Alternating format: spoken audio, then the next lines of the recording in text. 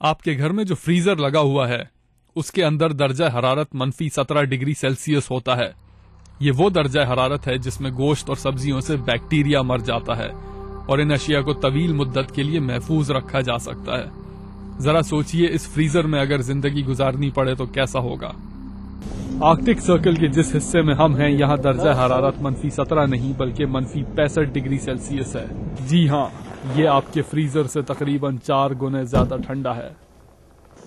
ऐसे मौसम में थोड़ी देर के लिए बाहर निकलने के लिए 15 मिनट तैयारी करना पड़ती थी।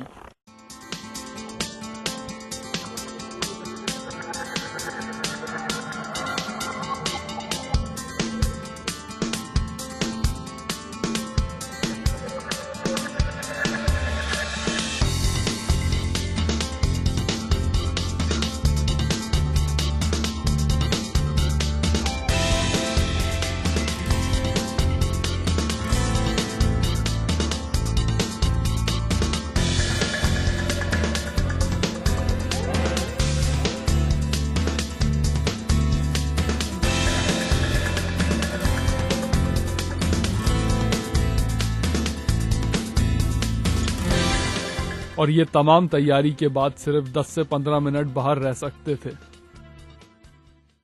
इनूपियक लोग अपने घरों से बाहर का हिस्सा फ्रीजर के तौर पर इस्तेमाल किया करते हैं।